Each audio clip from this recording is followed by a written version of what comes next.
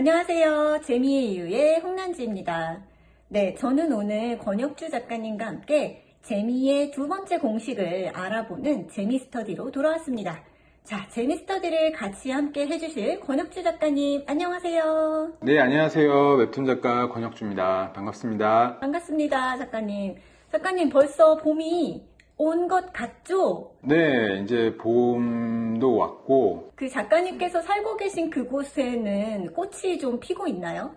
예, 저는 지금 여기 세종 살고 있는데, 여기는 이제, 확실히 봄이 이제 느껴지고 있습니다. 네, 그리고 개강도 했을 시점이라 서로 바쁘고, 그리고 봄을 만끽할 수만은 없는 바쁜 시기를 보내고 계실 것 같은데요.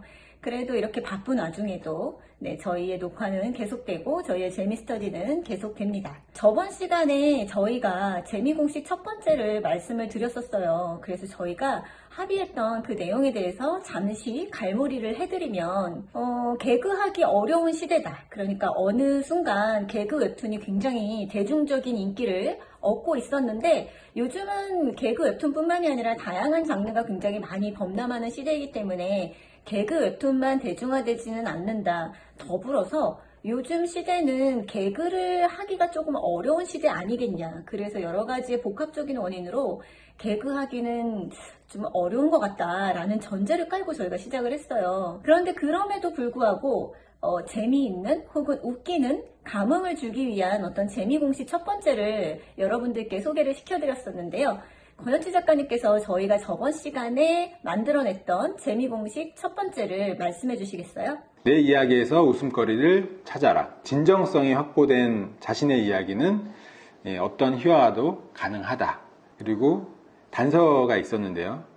개그하기 어려운 때일수록 남을 비하하거나 남을 희화화하는 그런 식의 웃음은 주기는 어렵다. 연민이나 동정 이런 식의 감정은 웃을 수 없게 만드니까. 그렇기 때문에 내 이야기에서부터 공감을 할 수 있도록 뭔가 사람들에게 그런 공감의 미소를 지을 수 있도록 만들자. 그런데 또 내 이야기를 통해서 웃기려고 너무 목표를 잡고 거기에 집중만 하다 보면 자칫 잘못하면 자기 비하를 또 너무 하게 될 수도 있는데 지나친 자기 비하는 오히려 사람들로 하여금 웃을 수 없게 만든다. 재미를 얻게 만든다 라는 것까지 단서를 달아서 재미공식 첫 번째를 완성해 드렸었죠. 이렇게 저희가 첫 번째 재미공식을 통해서 알 수 있는 것들을 이렇게 정리를 해봤는데요. 제 생각에는 저희가 저번 시간에 정리한 재미공식에서 좀 깨달을 수 있는 어떤 교훈점이나 그리고 재미는 이런 건가 봐 라고 조금 더 이렇게 구체화 시킬 수 있는 부분에 저는 알매 즐거움, 알매 재미가 굉장히 강하게 작용하는 것 아닐까라는 생각이 들었어요. 아는 것, 뭔가 나도 같이 저 사람과 공통적으로 아는 그 안에서 재미가 느껴지는 것 같다라는 생각이 들었는데요. 권 작가님께서는 저의 생각에 어떻게 생각을 하시는지 덧붙여 주시겠어요? 네, 저도 동의하고요. 사실 알미라는 것이 그냥 지식으로만 생각될 수 있는데 사실 인간이 태어나서 계속 새로운 걸 알아가는 과정이잖아요. 근데 그걸 우리는 재미라고 얘기를 했던 거고, 그런 의미에서 알매의 즐거움과 재미는 뗄래야 뗄 수 없는 하나의 기본적인 어떤 작동의 원리라고 생각을 합니다. 지난 시간에 저희가 재미 공식을 얘기하면서 문득 그런 생각이 들더라고요. 근데 우리가 공식을 얘기하는데 재미를 어떻게 정의하고 있는지, 제가 생각하는 재미와 또 교수님이 생각하시는 재미는 또 어떻게 좀 다른지, 그리고 그거를 같이 공유해서 이 스터디를 같이 듣는 사람한테도 좀 더 이해의 폭을 넓혀줄 수 있는 것 같다는 생각이 들거든요. 어떻게 생각하세요? 선생님 어떻게 재미를 정의하십니까? 저는 지금 말씀드린 것처럼 아는 만큼 재미있다 라고 정의를 하고 있거든요. 제가 예전에 저도 만화학과를 다니면서 그림도 그리고 이야기도 만들어 보려고 노력을 하고 했을 때 그때 저희의 어떤 머릿속을 가득 채우고 있었던 거는 새로워야 해. 새로워야만 인정받을 수 있어. 새로워야만 뭔가 될 수 있을 것 같아 라는 그런 강박에 굉장히 많이 시달렸던 것 같아요. 그래서 뭔가 작품 모사를 해보면 좀 더 빨리 늘었을 것 같다는 지금 생각도 들지만 그렇게 하지 않고 뭔가 나만의 것을 만들려고 굉장히 노력을 하는 스트레스를 받았는데 한 2000년대 후반쯤에 제가 석사 공부를 하고 박사 공부를 하면서 팝아트 작가들의 어떤 막 명언들 그리고 이들이 왜 그런 식의 그림을 그려왔는가에 대해서 막 공부를 하게 되면서 갑자기 불현듯 그런 생각이 들었어요. 이 세상에 새로운 건 아무것도 없구나. 네. 왜 앤디 워홀도 그런 얘기를 했다고 하잖아요. 세상에 새로운 게 어딨냐. 새로운 건 조합뿐이 없다. 이미 있었던 것들을 새롭게 조합하는 것밖에 없다. 라는 식의 말에 굉장히 충격을 받았고 그리고 그 말을 머릿속에 이렇게 딱 넣고 세상을 바라보니까 정말 아는 것들 투성인데 그걸 어떤 식으로 내 거화시켜서 보여주느냐가 큰 관건이었다는 생각이 들면서 저희가 굉장한 인식의 전환을 가지고 왔었거든요. 그래서 저는 지금도 학생들한테 너무 새로운 것에 천착하려고 하지 마라. 우선은 아는 것 혹은 지금 현재 있는 것을 알려고 노력을 하면 분명히 거기에서 새로운 것도 발견해낼 거다라고 말하거든요. 권혁수 작가님께서는 어떻게 생각하세요? 재미의 정의를 뭐라고 정의하고 계신가요? 사실 작가들이 그 재미를 매우 중요하게 생각을 하는데 실제로 어떻게 재미있게 만들 것이냐라는 부분에 있어서는 되게 감에 의존해서 하는 경우가 많거든요. 근데 저는 그게 좀 두려웠어요. 그러니까 내 감이 떨어지면 어떡하지? 내 감은 난 계속 나이를 먹게 될 테고 내가 느끼는 재미는 점점씩 달라지는데 어떤 식으로 내가 끊임없이 재미있는 컨텐츠를 만들 수 있을까? 그게 좀 두려웠고 그런 의미에서 제가 재미란 무엇일까? 재미를 어떻게 하면 난 끊임없이 만들어낼 수 있을까? 그런 그 고민의 시작은 거기였고요. 그래서 제가 재미를 나름대로 정의해 본 게 있었는데요. 제가 그냥 기억하기 쉽게 하려고 왜냐면 매 순간 느끼는 그 고민이거든요. 이거 어떻게 하면 더 재밌게 하지? 어떻게 하면 재밌게 할 수 있을까? 이런 거를 사실 그리는 순간순간 느낄 때가 많아요. 그래서 그때마다 제 스스로 약간 떠올리기 쉽게 하려고 수식화한 거죠. 이게 뭐 수식이 맞는 건 아니에요. 이게 뭐 수학적으로 맞는 건 아닌데 제가 기억하기 쉽게 위해서. 그래서 재미있으려면은 1%라도 뭔가 새로운 경험을 주어야 한다. 그러니까 독자들에게. 여기서 이 F는 그냥 fun이죠. fun이고 XP는 experience의 약자입니다. 그냥 경험. 근데 여기서 경험은 저의 경험이 아니라 독자의 경험이죠. 제가 상상하고 있는 독자, 제가 그림을 그릴 때 이게 누가 볼 거다라고 생각하는 그 독자들의 경험. 근데 그 독자들이 아직 경험하지 않았을 법한 그 무언가 새로운, 때로는 이미지이기도 하고요. 때로는 어떤 스토리이기도 하고, 때로는 어떤 소재이기도 합니다. 그런 것들을 1%라도 뭔가 새롭게 만들자라는 생각으로 저는 재미를 단 1%라도 새로운 경험, 그러니까 경험의 영역이라고 생각을 해요. 기본적으로. 아까 삶의 즐거움이라고 말씀을 하셨었는데 어떻게 보면 그 연장선이라고 생각을 하는 거죠.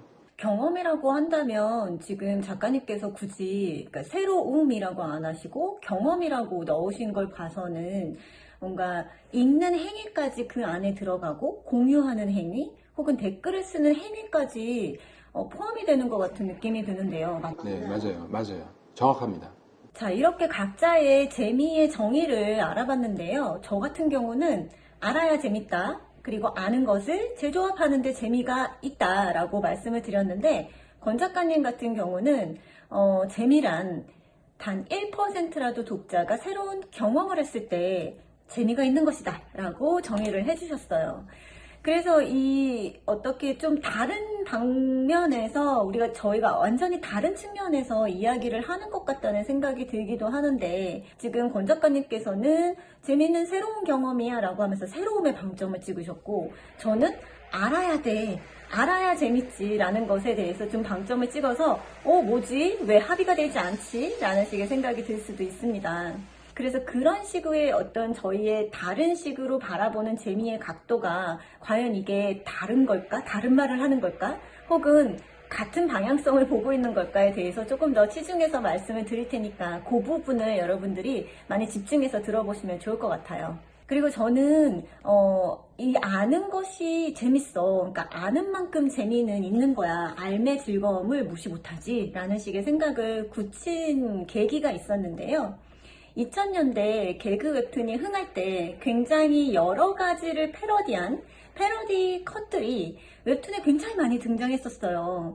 그 권영주 작가님 혹시 기억하시는 자주 사용되었던 웹툰에 자주 사용되었던 패러디 컷 기억하시나요? 패러디하면 제일 먼저 떠오르는 단어는 짤방이거든요. 짤방에서 패러디가 많이 등장한다고 생각을 하는데 웹툰에서 제일 많이 패러디된 짤방은 그거였던 것 같아요. 내가 고자라니. 그 패러디 혹시 아시나요? 네, 야인시대의 네. 야인시대에 나왔던 내가 고자라니, 그 패러디가 정말 많은 곳에서 쓰였던 기억이 납니다. 저는 굉장히 그 웹툰의 패러디 컷 중에 가장 생각이 많이 나는 건 와장창, 그리고 이렇게 된 이상 어디로 간다, 뭐 이런 청와대로 간다? 네네네 이런 식의 그 패러디 대사 그리고 패러디 장면을 굉장히 많이 유행시키셨던 이말년 작가님의 이말년 시리즈, 요 컷과 대사는 굉장히 또 다른 웹툰에서도 많이 패러디가 되었었죠. 혹시 패러디를 선생님 어떤 식으로 정의를 하시나요? 학술적으로 뭔가 정리된 게 있으신가요? 네, 제가 패러디에 대해서도 많이 알아봤지요. 네, 그것과 관련된 학술 논문도 쓴 적이 있고요. 패러디의 어원은 그리스어에서부터 시작이 된대요. 그리스어로 파로데이아라고 하는 그 단어에서부터 패러디라는 단어가 정착이 되게 되었는데, 파로데이아는 다른 노래에 병행하는 노래, 파생적인 노래라는 뜻을 가지고 있다고 합니다. 이 파로데이아는 두 가지 단어의 합성어인데, 파라는 대응하는, 반하는, 이외의라는 뜻을 가지고 있고요. 오데이아는 부수적인, 외부적인, 추가적인, 옆에, 나머지 등의 뜻을 가지고 있는데, 이 두 가지가 붙으면서 뭔가 무엇인가에 반하거나 대응하거나 부차적인 어떤 것, 그렇기 때문에 파생적인 노래, 다른 노래에 병행하는 노래, 그러니까 무언가가 옆에 있다는 것을 항상 가정하는 그런 노래라. 근데 여기서 노래는 그 그리스 시대의 비극을 1막, 2막, 3막을 나누었을 때 그 중간에는 항상 노래로서 1막이 끝났구나, 2막이 시작되는구나, 2막이 끝났구나, 3막이 시작되는구나 라고 하면서 알려줄 수 있었잖아요. 네, 그래서 어떤 이야기라고 여러분들이 이해를 하셔도 좋을 것 같고, 그렇기 때문에 이 파로데이아의 뜻에서부터 패러디는 어떤 식의 뜻을 가지고 있을 수밖에 없냐면, 원본 작품이 있다. 그리고 그 원본 작품에 대응하는 어떤 기법이다. 원본에 대응하는 혹은 병행하는 파생적인 작품이다 라고 이해를 할 수가 있겠어요. 근데 이런 식의 내용들을 훗날 현대에서는 어떤 식으로 또 정의를 내리고 있냐면요. 각자 이론가들마다 패러디를 정의하는데 어떤 분은 굉장히 넓게 정의하기도 하고 어떤 분들은 되게 세부적으로 정의를 하기도 하더라고요. 좁게 정의하시는 분들의 어떤 정의부터 말씀을 드리면, 패러디는 풍자적 동기를 가진 희극적 모방 인용이다 라고 정의하시는 분들이 있어요. 이거는 원본이 있는 패러디 작품은 이 패러디 작품을 왜 만드냐, 풍자하려고. 즉 원본 작품을 뭔가 거기에서 나타난 것들을 좀 끄집어내서 그 허점들을, 결점들을 좀 끄집어내서 풍자를 하기 위해서 뭔가 모방하고 인용하는 거야. 그거는 그냥 재밌게 웃자는 거지 라는 식으로 좁게 정의하시는 분이 있는가 하면, 어떤 분들은 차이를 가진 반복일 뿐이다 라고 넓게 그냥 해석을 하고 계신 거예요. 차이를 가진 반복? 네. 그러니까 두 작품 사이에 그냥 차이는 있는데 그냥 반복이지 뭐, 요 정도만 돼도 패러디라 부를 수 있어 라고 좀 더 넓게 개념화 지으신 거죠. 저는 약간 좁은 의미로 패러디를 이해하고 있었나 봐요. 제가 이해하고 있는 패러디는 좁은 의미의 패러디인 것 같아요. 근데 그 넓은 의미로 그 패러디는 어떤 뭐 풍자의 의도가 없더라도 약간 반복적이면 약간 차이를 줘서 반복을 하면 패러디가 된다. 그런 거네요.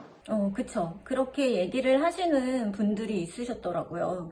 그래서 저도 패러디에 대해서, 그러니까 웹툰에서, 개그 웹툰에서 특히 이런 패러디가 굉장히 많이 등장을 하는데, 그럼 패러디가 뭐지? 어떤 사람들은, 또 어떤 그 학생들은 패러디 하면 그거 원본에 대한 도둑질 아닌가요? 표절이랑 어떻게 달라요? 라고 얘기를 하면서 굉장히 또 쓰기를 두려워하는 경향이 있어서 제가 그거를 패러디를 대체 뭐라고 부르는가에서부터 쭉 살펴봤었거든요. 근데 패러디에 대한 연구마다 조금씩 조작적 정의는 다르게 하고 있었습니다. 그 표절과 패러디는 어떻게 구분하죠? 표절은 도둑질을 하는 거잖아요. 도둑질을 하는 거면 내가 이것을 가져왔다는 것을 알리고 싶을까요? 숨기고 싶을까요? 숨기고 싶겠죠. 그쵸. 근데 패러디는 원본이 뭔지를 알아야 돼요. 그걸 숨기지 않는구나. 그쵸. 패러디는 원본 이거야. 당신들 다 알지? 그래서 나 요거 사용했다. 재밌지? 이런 식의 감흥인 거고요. 표절은 어떤 게 좋아 보이는데 그걸 그냥 이 원본을 완전히 무시해버리고 다른 사람이 몰랐으면 하는 바람으로 그대로 가져다 쓰는 거잖아요. 내 식으로 체화시키지 않고 내 스타일로 만들지 않고 그냥 그대로 가져다 쓰는데 그 원본을 숨기고 싶겠죠. 내가 가지고 왔다는 것을 숨기고 싶으니까 그것에서 가장 극명한 차이가 나타난다고 볼 수가 있어요. 그 표절이랑 또 많이 나오는 게 오마주도 있잖아요. 네, 오마주는요, 영화에서 존경의 표시로 다른 작품의 주요 장면이나 대사를 인용하는 것이라고 하더라고요. 그래서 프랑스어로 존경, 경애를 뜻하는 단어라고 합니다. 그래서 오마주 같은 경우는 존경심을 바라고 있기 때문에 내 작품에다가 그 장면을 그대로 사용을 할 수는 있지만 어떤 풍자적인 의도는 좀 없죠.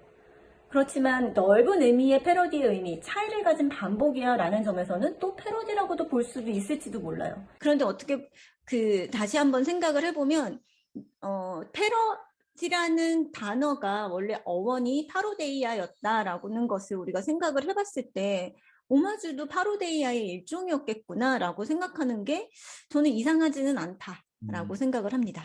그러니까 오마주도 패러디의 일종인데 그 패러디는 단순히 차이만 주면 패러디가 되는데 오마주는 거기에 존경을, 리스펙트를 담았을 때 네. 오마주가 된다는 거죠.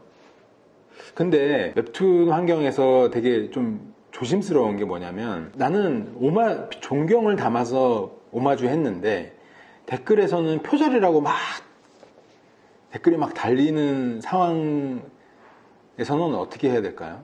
저는 그러니까 패러디는 아까 말씀드린 것처럼 표절하고 다른 게 원본이 무엇인지를 알았으면 더 좋은 바람을 가지고 있는 작품이라고 생각을 하는 거죠. 그 컷이라고 생각을 하고 그렇기 때문에 오히려 오마주예요 라는 것을 더 강조하는 게 낫지 않을까. 뭐 밑에 자막으로라도. 자막으로? 네네. 자막으로라도 오마주라고 달아줘라? 네, 그게 낫지 않을까요? 그게 안전하긴 하겠네요. 그죠? 그렇죠. 네. 그러니까 표절 같은 경우는 철저히 숨기고 싶겠죠.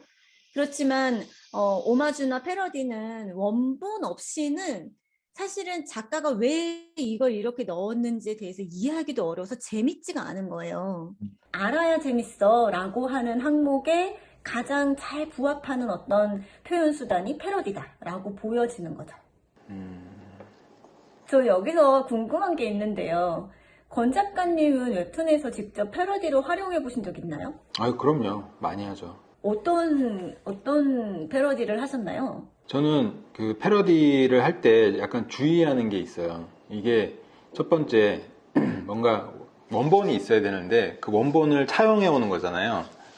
근데 원본을 차용해 올 때 이 원본이 너무 트렌디한 거는 좀 피하려고 해요. 그럼 예를 들어서 내가 고자라니 이런 것들은 피하려고 하셨던 건가요? 아니요. 고자란이는 거의 이젠 하나의 이미지 언어가 된 것 같아요. 너무 많은 사람들이 써서 이게 야인 시대에서 왔다라는 것조차도 모르는 사람도 많을 것 같아요. 그냥 요 이미지는 그냥 뭔가 극도의 절망적인 표정으로 인식하는 사람이 많이 생겨났을 것 같아요. 그런 거는 거의 부담 없이 쓰는 편이고요. 하지만 제가 재미를 뭔가 재미를 주려고 할 때 1%도 뭔가 새로운 거를 자꾸 생각한다고 말씀드렸잖아요. 그렇기 때문에 패러디 할 때도 좀 새로운 걸 패러디를 하려고 하는 편이에요. 대신에 너무 트렌디하지 않은 거, 이 시대가 느껴지지 않는 거, 예를 들면 유행어라던가 아니면 우리나라 사람만 이해할 수 있는 장면이라던가 이런 건 좀 피하려고 하는 편이죠. 그러면 패러디 사용하실 때 그 원본이 되는 소스를 구하시는 게 굉장히 어려우실 것 같은데요? 아니에요. 어렵지 않아요. 오. 만약에 제가 지금 뭔가 하나 그린다면 저는 아마 오징어 게임 같은 컨텐츠에서 패러디 해볼 수 있을 것 같아요. 오징어 게임은 상당히 전 세계적인 반응을 일으켰고 오징어 게임의 한 장면을 패러디 하는 거는 부담 없이 할 수 있을 것 같습니다. 그럼 한번 보여주세요. 그럴까요? 오징어 게임 보였어요. 하면 딱 이게 떠오르잖아요. 그리고 히트했던 게 이제 달고나. 그렇죠. 우산 모양 달고나, 별도 있고, 별표. 우산도 있고.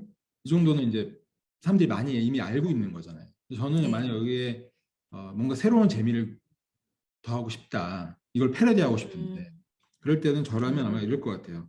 여기에 뭔가 새로운 문양을 넣는 거죠. 예를 들면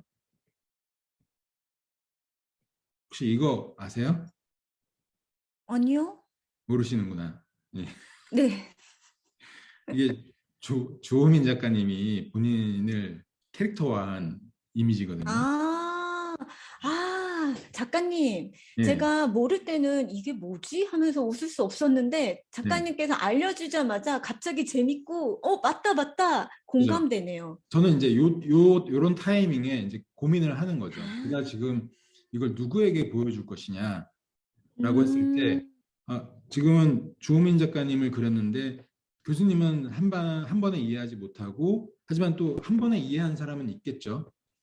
근데 맞아요. 내가 이 사람을, 이쪽을 내가 독자로 상정을 했다면, 이게 이제 먹히겠죠. 이게 먹힐 테고, 만약에 좀 더 다른 타겟이었다면 안 먹힐 수도 있는 거겠죠. 누구의 경험의 1% 새로움인가, 이런 것들을 이제 고민하게 되는 거죠. 저 같은 경우는 만약에 볼 때 몰랐다면 댓글에서 알려주셨을 테니 댓글을 읽어봤을 것 같아요. 댓글을 막 찾아봤을 것 같아요. 예. 대체 저게 뭐지? 저게 재밌으라고 하신 것 같은데 대체 저 의미가 뭘까? 하면 꼭 댓글에서 설명해주는 사람들이 있더라고요. 그러면 그때 어머 재밌어, 새로운 거야 이러면서 그 새로움을 알면서 되게 즐거워했을 것 같습니다. 여기서 이제 만약 이정재가 이제 그 달고나를 혀로 이렇게 했잖아요. 이런 식으로 표현을 한다면 이게 약간 좀 새로운 뭐 1%가 될지 모르겠지만 0.1%가 될지 모르겠지만 뭔가 이전에 독자들이 보지 못했을 만한 이미지들을 던져줌으로써 패러디를 해볼 수 있는 거겠죠. 오, 재밌네요. 지금 사례까지 그림을 그려주시니까 아마 저희가 했던 얘기들을 훨씬 더 이런 거를 말씀하시는 거였구나 라고 하면서 잘 알아들으실 수 있을 것 같습니다. 이해가 훨씬 더 편하시리라 생각이 드는데요. 이렇게 저희 둘 다 뭔가 다른 식으로 얘기를 하고 있어요. 권 작가님께서는 계속 나는 패러디를 어떻게 하면 새로운 걸 보여줄 수 있을까를 고민해서 한다 라고 계속 새로움을 얘기를 해주시는데 저는 그래도 알아야 되지 않나? 그러니까 나는 몰랐을 때 안 웃겼는데 왜 이게 웃긴지에 대해서 자꾸만 나는 찾으려고 하고 내가 모르는 게 뭔지에 대해서 자꾸만 궁금했는데 라는 것에 대해서 또 계속 얘기를 하고 있어요. 그러면 지금 저희가 하는 얘기 둘 다 틀린 말이거나 혹은 한 사람만 맞거나 한 사람만 틀리거나 이게 아니라 두 가지 다 재미의 조건이라고 볼 수 있지 않을까요? 그런 것 같아요. 저 들으면서 든 생각이 교수님은 확실히 이론적으로 접근하시는구나. 그러니까 어떤 내가 분석해야 될 현상과 그 현상이 이걸 내가 어떻게 이해해야 하는가, 이 안에서 작동하고 있는 패러다임은 무엇인가, 약간 그런 시각으로 접근을 하시는 것 같고요. 저는 사실 이걸 어떻게 써먹지? 이 작동 원리를 가지고 내가 어떻게 써먹을 수 있지? 약간 그 보는 관점이 그 지점이 좀 다른 것 같아요. 이건 내가 어떻게 써먹을 수 있을까? 내가 어떻게 이거를 내 거로 만들 수 있을까? 그러니까 저는 작동 원리를 궁금해하는 것 같고요. 교수님은 이 작동하는 현상의 어떤 시스템, 전체적인 그 흐름을 읽고 싶어 하신다는 인상을 받았습니다. 네, 저는 제가 작동 원리를 궁금해한다고 생각했는데 확실히 지금 작가님 말씀을 들으니까 저는 그 작동하게 하는 그 주변의 것들, 그래서 왜 얘가 작동을 하게 되는가에 대해서 진짜 더 많이 고민을 하는 것 같다는 느낌이 드네요. 결국에 그러면 저희 둘 다 말했던 게 틀리진 않는다, 틀린 말은 아니다 라는 결론으로 이르게 되었고요. 저 이쯤에서 또 궁금한 게 생겼어요. 2000년대에서 2010년대 초반까지는 패러디를 웹툰에서 굉장히 많이 발견할 수 있었는데요. 지금은 잘 보이지가 않아요.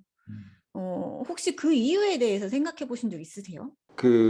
너무나 많은, 그러니까 패러디는 기본적으로 원본이 있어야 되고, 원본은 많은 사람이 공유하고 있는 어떤 일종의 선지식이라고 생각하거든요. 근데 요즘 같은 시대에는 너무나 많은 컨텐츠들이 있고, 너무나 많은 컨텐츠들이 그 세대, 약간 계층화되잖아요. 특히 요즘에 알고리즘이라는 그런 것들 때문에 내가 어떤 취향을 갖고 있으면 계속 그쪽 취향으로 보게 되고, 그러다 보니까 취향 혹은 연령대 혹은 성별에 따라서 그 알매의 깊이가 깊이는 깊은데 공유하는 게 많이 좀 적어지는 게 아닌가.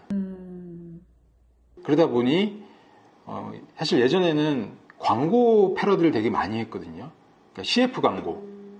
왜냐하면 CF는 되게 여러 사람들에게 노출되는 거잖아요. 자본에 의해서. 그렇기 때문에 CF를 패러디하는 게 가장 쉬웠고, 그렇게 했을 때 효과가 좋았는데, 요즘은 광고도 다양해지고, 컨텐츠도 다양해지고, 그러다 보니까 뭔가 공유할 수 있는 그 원본이라는 게 좀 적어지지 않았나, 예전보다 상대적으로. 그런 생각이 듭니다. 맞는 말씀인 것 같아요. 예전에는 남녀노소 혹은 세대를 막론하고 우리가 어떤 90년대의 만화, 90년대 나의 어떤 젊은 시절을 강렬하게 사로잡았던 만화 뭐야? 라고 물어보면 아마 몇 개 손꼽히지 않을 것 같아요. 그쵸? 그쵸. 예, 뭐, 드래곤볼, 슬램덩크. 뭐 원피스 뭐 이런 식으로 손꼽히니까 사실은 2000년대에서 2010년대 초반에 패러디들, 웹툰에 나타난 패러디들 중에서 슬램덩크 진짜 많았잖아요. 그러니까요. 네, 그랬던 이유는 그 작가님들도 그 어린 시절에, 청소년기 시절에 자기의 어떤 청년기를 강타했던 작품이 이거잖아. 당신들도 아시죠? 라고 하면서 네. 원본을 드러낼 수 있었는데 지금 말씀하신 것처럼 지금은 콘텐츠가 너무 많은 거예요.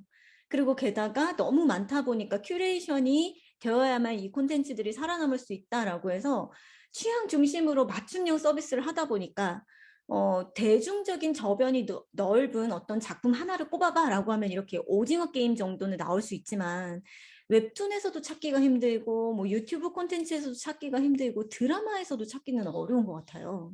맞아요. 되게 네, 좋은 말씀 그리고 제가 굉장히 궁금했던 바를 작가님께서 말씀해 주셔서 재밌다. 네, 너무너무 좋다. 라는 생각이 드네요. 이제 그러면 마무리하는 차원에서 저희가 그 오늘의 재미공식 두 번째를 만들어 봐야 되는데요.